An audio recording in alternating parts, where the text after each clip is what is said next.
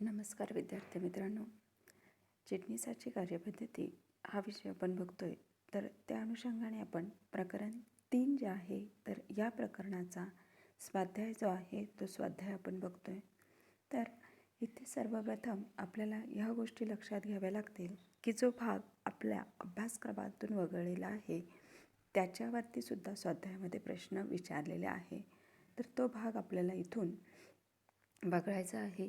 त्यासमोर मी विशिष्ट प्रकारची खूण जी आहे ती खूण करेल आणि त्यावरून तुम्ही ते समजून घ्यायचं आहे, कारण ते प्रश्न आपल्याला परीक्षेमध्ये विचारले जाणार नाही आहे. आणि इतर प्रश्न जे आहे त्या उत्तरासाठी आपण वेगळ्या प्रकारच्या कलरचा याचा वापर करून त्याचे उत्तरं जे आहे ते उत्तरं बघूया. तर सर्वप्रथम जे आहे प्रश्न पहिला खाली दिलेल्या पर्यायातून योग्य पर्याय निवडून वाक्य पुन्हा लिहा. तर या प्रश्नामध्ये जे आहे तर बघा 1, 2 आणि 13 आणि 14 यावरती आपल्याला प्रश्न जो आहे तो प्रश्न आपल्याला विचारला जाणार नाही आहे.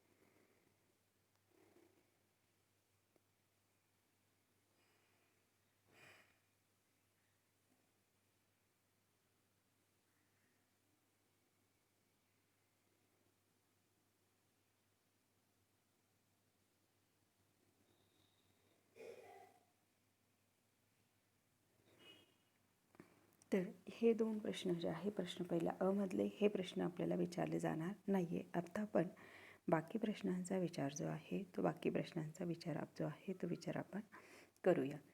तर पहिलं याच्यामध्ये जे आहे तर आता बघा तिसरं जे आहे तर टिंबटिंब म्हणजे जनतेला केलेल्या भागांची विक्री होय. सार्वजनिक विक्री म्हणजे जनतेला केलेल्या भागांची जनतेला केलेल्या भागांची विक्री होय. आता इथे जे आहे तर सार्वजनिक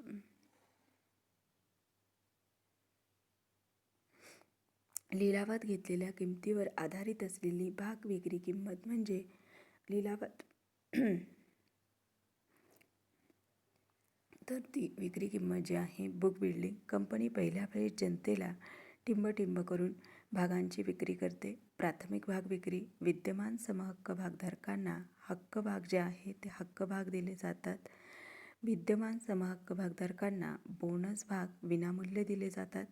कंपनीच्या कायम कर्मचाऱ्यांना, संचालकांना आणि अधिकाऱ्यांना ASOS जे आहे ते दिले जात असतात. ESOS विद्यमान कर्मचाऱ्यांना भागवाटप यामधला कर्मचारी भाग विकल्प योजना जे आहे ते भाग विकल्प योजना दिली जाते. टिंबटिंबद्वारा कंपनी तिच्या प्रतिभूतींची विक्री 2000 पर्यंत व्यक्तीच्या समूहाला करते. तर याचं उत्तर काय असणार आहे? खाजगीरित्या भाग विक्री. त्यानंतर भाग वाटपाचा अधिकार संचालक मंडळाला असतो, एकट्या संचालकाला किंवा चिटणीसाला नसतो. त्यानंतर कंपनीकडून भागांचे वाटप केलेल्या भाग अर्जदारांना भागांचं वाटप झालं आहे त्यामुळे भाग वाटपपत्र पाठवलं जातं. त्यानंतर भागांच्या मालकीचा पुरावा तर भाग प्रमाणपत्र हा भागांच्या मालकीचा पुरावा जो आहे तो पुरावा असतो. त्यानंतर एका व्यक्तीकडून दुसऱ्या व्यक्तीकडे स्वइच्छेने भाग जाणं किंवा देणं म्हणजे भागांचं हस्तांतरण जे आहे ते भागांचं हस्तांतरण जे आहे ते हस्तांतरण आणि कायद्यातील तरतुदीनुसार किंवा कायद्यातील तरतुदीनुसार किंवा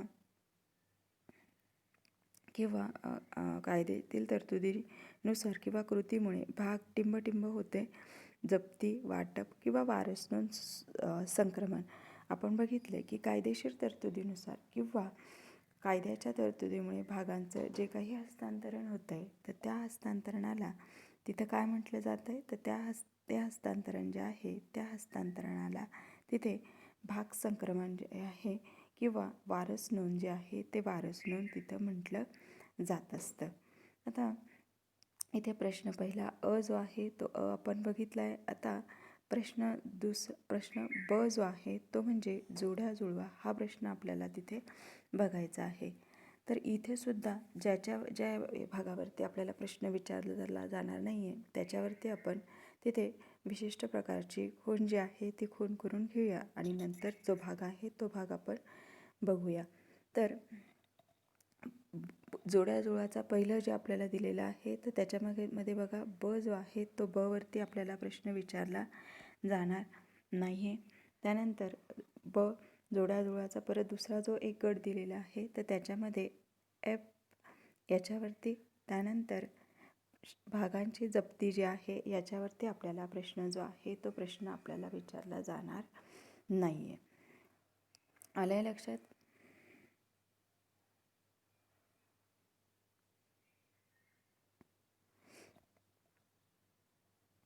आता इथे जे आहे तर बघा गट जोड्याजुळवा पहिल्या याच्यातलं सभासदाचा मृत्यू जो आहे तो सभासदाचा मृत्यू झाल्यानंतर त्याच्या भागाचं जे आहे तर ते काय केलं जातं आहे, भागांचं संक्रमण जे आहे ते भागांचं संक्रमण जे आहे ते संक्रमण तिथं केलं. भागांचं काय केलं जाणार आहे, संक्रमण जे आहे ते भागांचं संक्रमण तिथे केलं जाईल. त्यानंतर सभासदाने आपण बघितलं की ते आपलं कट झालेलं आहे. त्यानंतर माहिती पत्रकामध्ये नमूद केलेली भागाची किंमत जी आहे ती किंमत तिथे स्थिर किंमत किंवा भाग विक्री किंमत जी आहे ती भाग विक्री किंमत असणार आहे. त्यानंतर ESPS तर कंपनीचे विद्यमान जे कर्मचारी आहे त्या कर्मचाऱ्यांना भागांचं वाटप जे आहे ते वाटप म्हणजे ESPS. त्यानंतर दिलगिरी पत्र जे आहे तर दिलगिरी पत्र भागांचं वाटप केलं नाही. ज्या व्यक्तींनी कंपनीचे भाग खरेदी करण्यासाठी अर्ज केलेला आहे परंतु त्यांना भागांचं वाटप जे आहे ते वाटप न केल्यास जे आहे ते भागांचं वाटप न केल्यास तिथे दिलगिरी पत्र जे आहे ते दिलगिरी पत्र पाठवलं जात असतं. त्यानंतर पुढे जे आहे तर पुढे इथे जे आहे ते इथे बघा आपल्याकडनं जे आहे तर तिथे जे आहे तर विक्रीस काढलेले भांडवल जे आहे याच्यावरती आपल्याला प्रश्न विचारला जाणार नाही आहे. त्यानंतर इथे माझ्याकडनं चुकीने हे झालेलं आहे तर ते आपण हे करून घेऊया.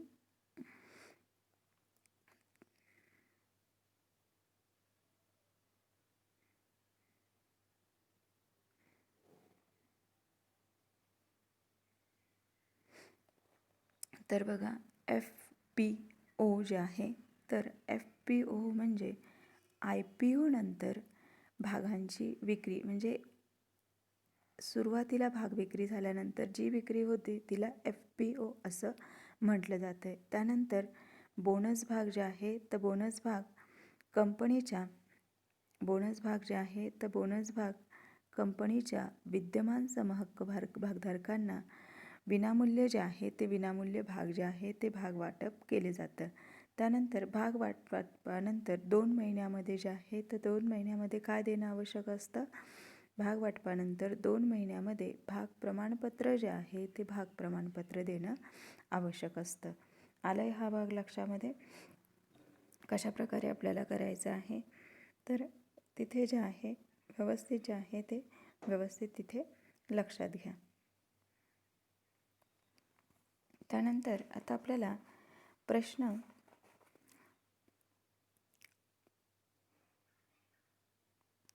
प्रश्न क, ड आणि ई जो आहे तो ई आपल्याला तिथे बघायचा आहे. तर हा प्रश्न बघून अगोदर आपण आपल्याला याच्यामध्ये जो भाग आपला वगळला गेलेला आहे त्या भागावरती आधी विचार करूया आणि त्यानंतर बाकी जे प्रश्न आहेत ते प्रश्न आपण तिथे विचारत घेऊया.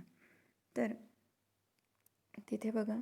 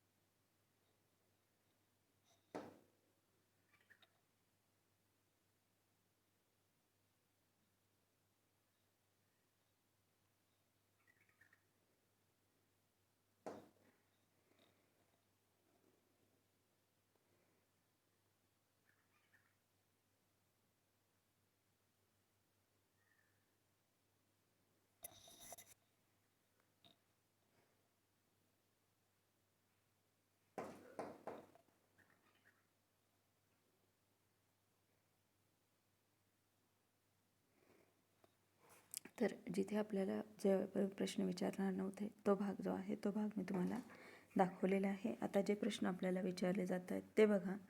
तर बुक बिल्डिंग पद्धतीतील सर्वाधिक बोली किंमत जी आहे तिला काय म्हटलं जातं आहे? कॅप प्राईस किंवा कमाल मर्यादा किंमत. कंपनीने पहिल्या वेळेस जनतेला केलेल्या भागांची विक्री प्राथमिक भाग विक्री असं म्हणतं आहे. त्याचप्रमाणे त्याला IPO असं देखील म्हटलं जात असतं. त्यानंतर 6वं बघा, IPO नंतर केलेली भागांची विक्री. तर IPO नंतर केलेली भागांची विक्री म्हणजे पुढील किंवा नंतरची भाग विक्री.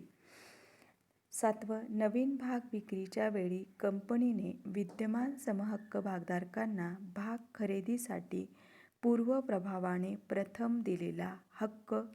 तर भाग विक्री जी आहे तर तिथे नव्याने ज्यावेळेस भाग विक्री करते तर त्यावेळेस जो हक्क दिला जातो त्याला काय म्हटलं जातं आहे? हक्क भाग. याला नफ्याचे भांडवलीकरण देखील असं म्हटलं जातं. तर उत्तर आहे बोनस भाग. त्यानंतर भाग अर्जदारांना भागांचा विनियोग करणं. भाग अर्जदाराला भागांचं वाटप केलं आहे यासाठी काय केलं जातं आहे? भाग वाटपपत्र जे आहे विनियोग केलं वाटपपत्र पाठवलं जातं आणि त्यांना विनियोग करणं भाग देणं म्हणजे याच्यासाठी काय म्हटलं काय शब्द वापरलेला आहे? भागांचं वाटप. भागांना जास्त मागणी आल्यास भाग वाटपाबाबतचा विचार करण्यासाठी नियुक्त केली जाणारी समिती भाग वाटप समिती जी आहे ती भाग वाटप समिती. माहितीपत्रक प्रसिद्ध केल्यापासून 30 दिवसात भाग मागणी अर्जदारांकडून गोळा केली जाणारी रक्कम जी आहे ती रक्कम म्हणजे किमान भांडवल. कंपनीच्या भागांच्या मालकी हक्काचा प्रथमदर्शनी पुरावा दर्शवणारा दस्तऐवज भाग प्रमाणपत्र. भागांचं हस्तांतर हस्तांतरकाकडून ज्या व्यक्तीकडे केलं जातं ती व्यक्ती हस्तांतरिती. कायद्यातील तरतुदीनुसार केलं जाणारं भागांचं हस्तांतर म्हणजे भाग संक्रमण होय. त्यानंतर ड जो आहे चुकीबरोबर बघा. तर पहिला जो आहे त्याच्यावरती आपल्याला प्रश्न विचारला जाणार नाही आहे. दुसरं जे आहे भागांचं हस्तांतर करणाऱ्या सभासदास हस्तांतरक असं म्हणतात. बरोबर. अंशतः किंवा पूर्णतः भरलेल्या भागांसाठी भाग प्रमाणपत्र दिलं जातं. बरोबर. भाग अर्ज शुल्क मिळाल्यानंतर 1 महिन्यांच्या आत भागांचं वाटप केलंच पाहिजे. चूक. त्यानंतर स्वेट समहक्क भाग हे कंपनीच्या संचालकांना किंवा कर्मचाऱ्यांना दिले जातात. बरोबर. समहक्क भागधारकांना बोनस भाग मूळ किमतीपेक्षा कसर देऊन दिले जातात. चूक, कारण ते भाग काय केले जात आहेत, विनामूल्य जे आहे ते विनामूल्य दिले जात असतात.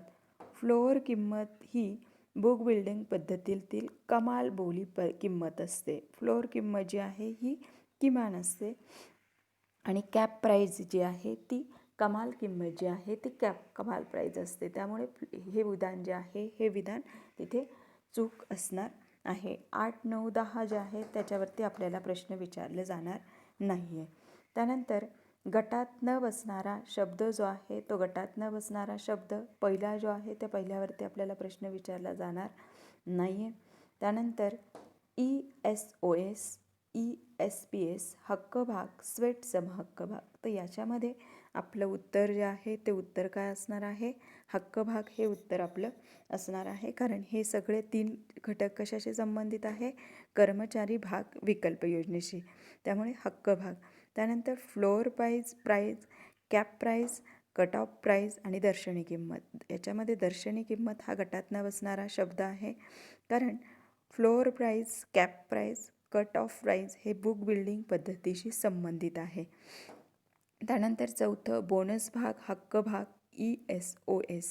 बोनस भाग आणि हक्क भाग कंपनीच्या विद्यमान कर्मचाऱ्यांना दिला जातं आणि ESOS जो आहे हा कंपनीच्या तिथे कर्मचाऱ्यांना दिला जातो. त्यामुळे तो त्याच्या गटामध्ये जो आहे तो गटामध्ये बसणार नाही आहे. आता इथपर्यंत आपण आलो आहे. पुढे जे आहे ते बघा.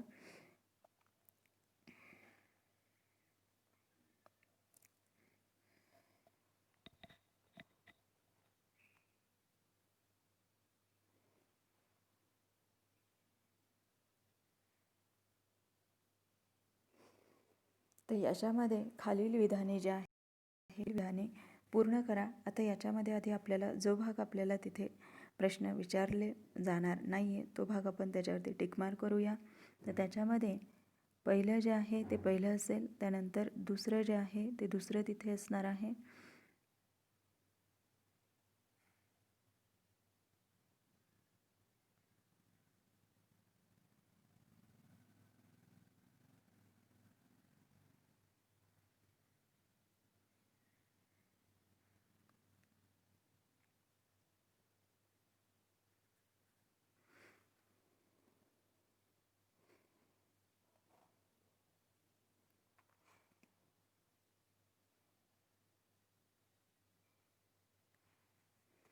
पहिलं, दुसरं, त्यानंतर पाचवं जे आहे ते पाचवं असणार आहे, सहावं असणार आहे. याच्यावरती आपल्याला प्रश्न विचारला जाणार नाही आहे. त्या बघा, तर बाकी राहिलेले प्रश्न जे आहे ते बघा. सभासदाचा मृत्यू, दिवाळखोरी किंवा सभासदाचे मानसिक संतुलन बिघडणे इत्यादीमुळे होणाऱ्या भाग हस्तांतरणास भाग संक्रमण असं म्हणतात. भाग हस्तांतरणामध्ये हस्तांतरक आणि हस्तांतरिती हे 2 पक्ष गुंतलेले असतात. भागावरील हप्ता मागणीची रक्कम देण्याच्या पाचवा जो आहे तो आपल्याला विचारला जाणार नाही आहे. सहावा जो आहे तो देखील विचारला जाणार नाही आहे. त्यानंतर मूळ भाग प्रमाणपत्र फाटले किंवा खराब झाले असल्यास कंपनी भागधारकास दुसरे किंवा नक्कल भाग प्रमाणपत्र देऊ करते. भागांचे हस्तांतरीचे नावाने करताना कंपनीला नवीन भाग प्रमाणपत्र जे आहे हे नवीन भाग प्रमाणपत्र जे आहे हे तिथे जे आहे 2 महिन्याच्या आत जे आहे हे 2 महिन्याच्या आत तिथे जे आहे तर 2 महिन्याच्या आत जे आहे ते भाग प्रमाणपत्र जे आहे ते प्रमाणपत्र कंपनीला जे आहे भागांचे हस्तांतरण करताना नवीन भाग प्रमाणपत्र जे आहे ते 1 महिन्याच्या आत जे आहे 1 महिन्याच्या आत तिथे देणं बंधनकारक असतं. माझ्याकडनं 2 महिने बोललं गेलं तर 2 महिने नाही, तर 2 महिने भागांचं वाटप केल्यानंतर 2 महिन्याने द्यावं लागतं आहे. नवीन भागांचे हस्तांतरण जे आहे ते करत असताना अर्ज प्राप्त झाल्यानंतर 1 महिन्याच्या आत तिथे भाग प्रमाणपत्र द्यावं लागतं. भाग अर्जदाराला भाग वाटप केल्याचे ज्या पत्राने कळवले जाते त्याला भाग हस्तांतरण पत्र असं म्हणतात. मागणी केलेल्या भागांच्या संख्येपेक्षा जास्त मागणी अर्ज आल्यास त्यास भागांना जास्त मागणी असे म्हणतात. बुक बिल्डिंग पद्धतीमध्ये गुंतवणूकदारांकडून ज्या अंतिम किमतीला भागांची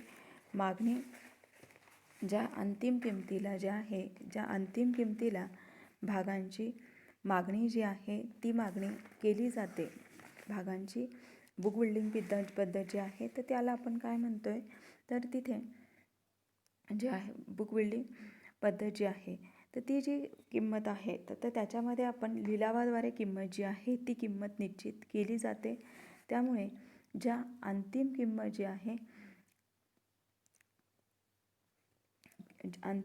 जी आहे तिला कट ऑफ प्राईस जी आहे ती अंतिम कट ऑफ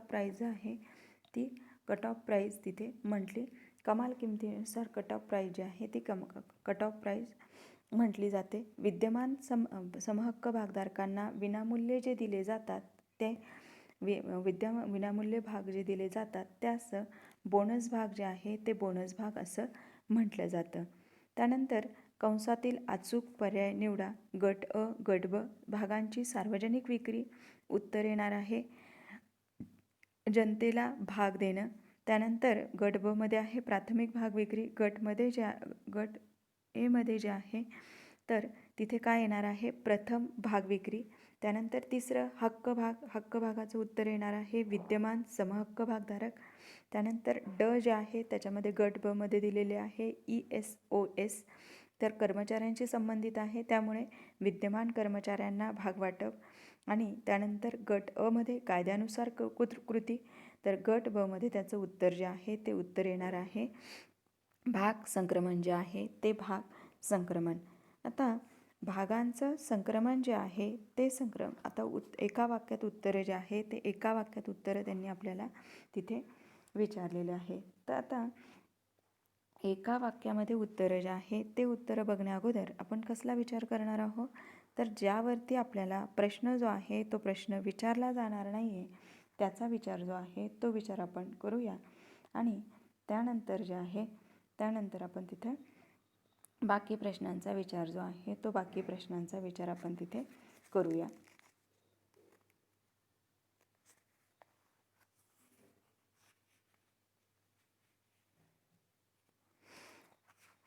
तर इथे जे आहे तर प्रामुख्याने बघा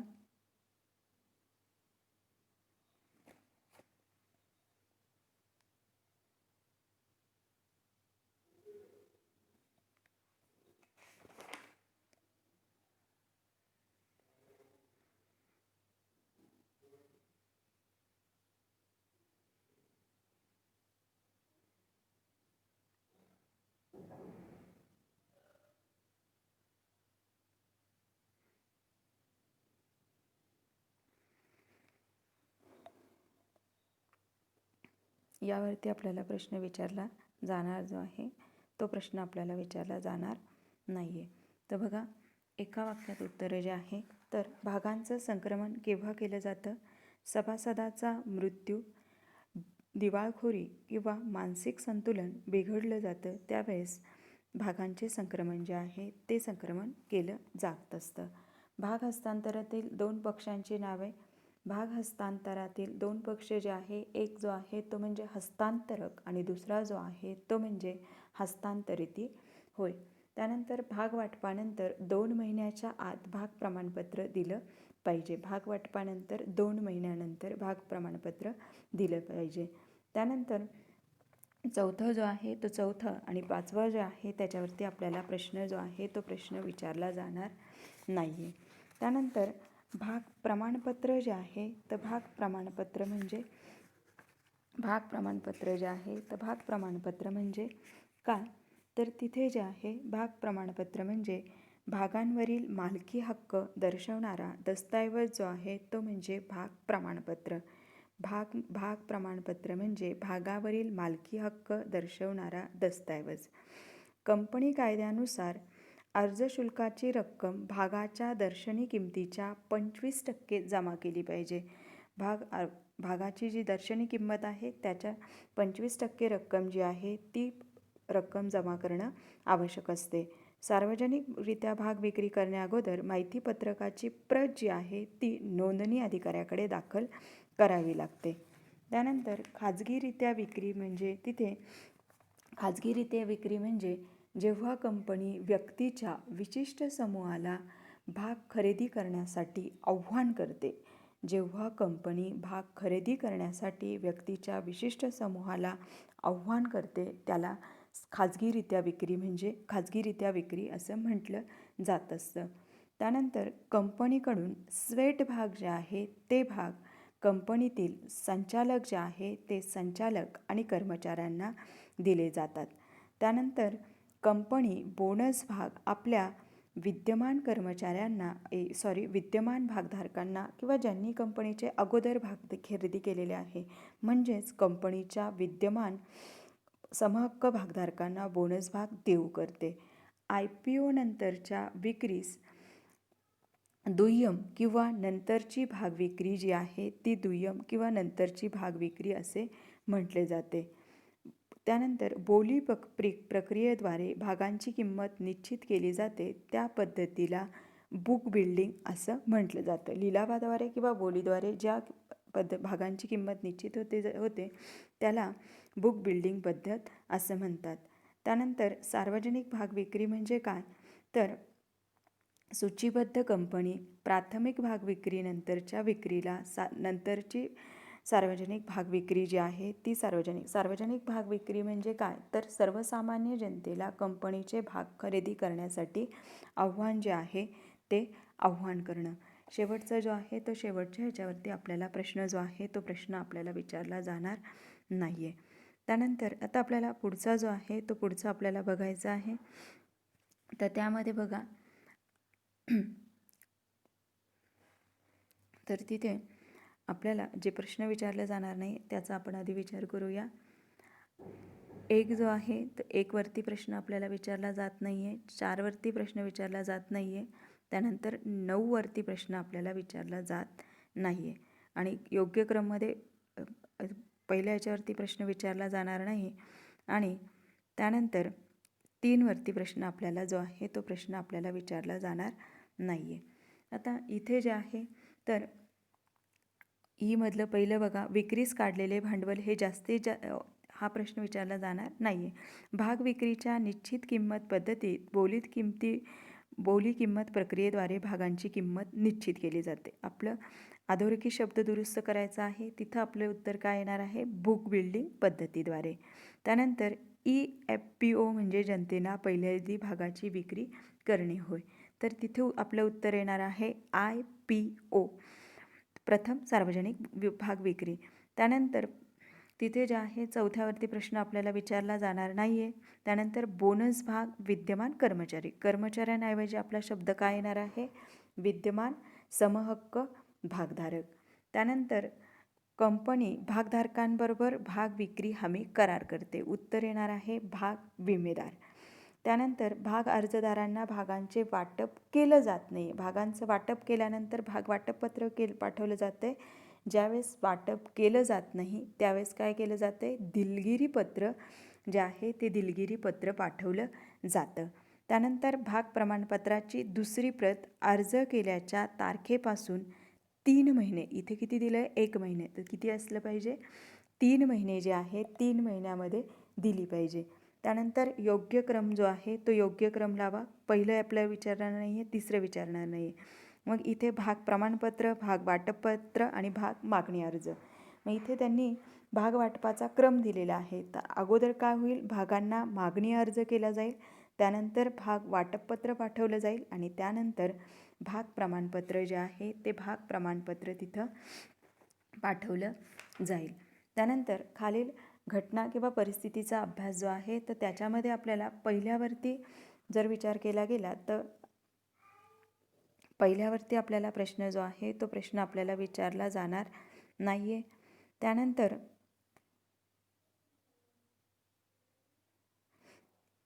पहिल्यावरती जो आहे पहिल्यावरती आपल्याला प्रश्न विचारला जाणार नाही आहे.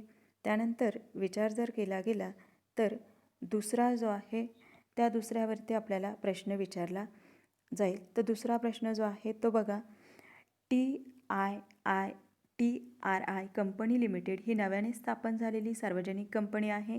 ती भागांची विक्री करून भांडवलाची उभारणी करणार आहे. त्यासाठी कंपनीचे संचालक विविध पर्यायांचा विचार करत आहे. तर खालील गोष्टीबाबत संचालकांना सल्ला द्या. कंपनीने कोणत्या प्रकारे भाग विक्री करावी? नव्याने स्थापन झालेली असल्यामुळे तिथे IPO हे उत्तर असणार आहे. FPO म्हणजे नंतरची भाग विक्री, IPO प्राथमिक भाग विक्री.